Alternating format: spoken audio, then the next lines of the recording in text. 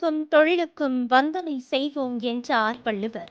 கிராமங்களில் கொண்டாடப்படும் பாரம்பரிய பொங்கல் பண்டிகையுடன் விவசாயத்திற்கு உதவும் கால்நடைகளுக்கும் பொங்கல் வைத்து வழிபடுவது வழக்கம்.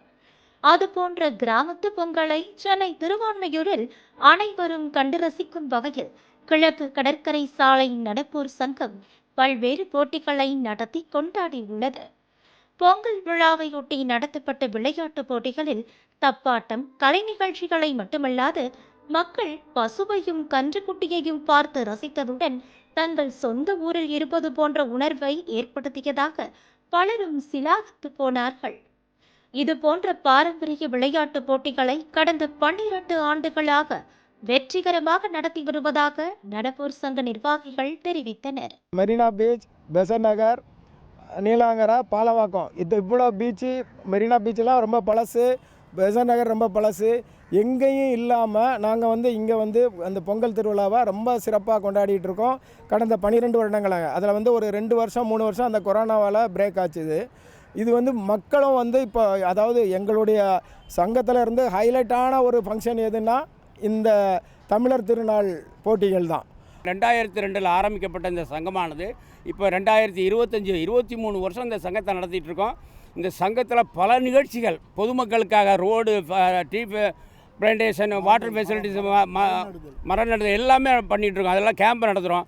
அது மாதிரி every year independence day, republic day ரொம்ப கிராண்டாக செலிப்ரேட் பண்ணுறோம். பப்ளிக் நல்லா கலந்துக்கிட்டு பார்ட்டிசிபேட் பண்ணி என்ஜாய் பண்ணிட்டு போகிறாங்க. குழந்தைகள் முதல் பெரியவர்கள் வரையிலும் பெண்களுக்கு என்று தனியாகவும் பல்வேறு விதமான போட்டிகள் விழாவில் இடம்பெற்றன. தமிழர்களின் கலாச்சாரத்தையும் பாரம்பரியத்தையும் வெளிப்படுத்தும் சிலம்பம், கயிறு இழுத்தல், உரியடித்தல் போன்ற போட்டிகள் காண்போரையும் பங்கு பெற்றவர்களையும் வெகுவாக கவர்ந்தன.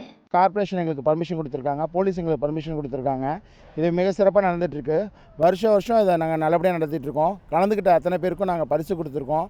இதில் சீரும் சிறப்புமாக பல மாணவ மாணவிகள் கலந்துருக்காங்க. இது மேலும் மேலும் வளரணும் அப்படின்னு இதை வேண்டிக்கிறேன்.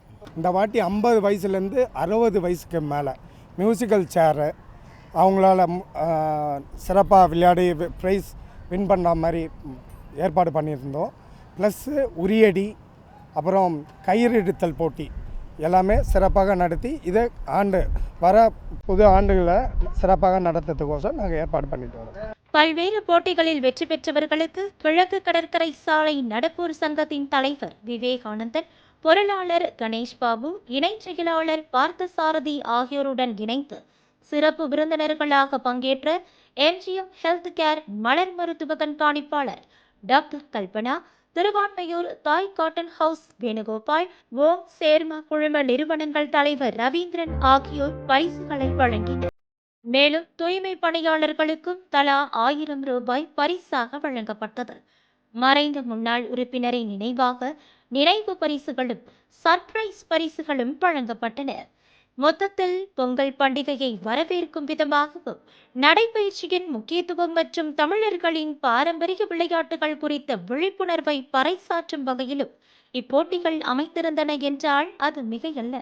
ராஜ் செய்திகளுக்காக ஒளிப்பதிப்பாளர் விஸ்வாத்துடன் செய்தியாளர் லாரன்ஸ்.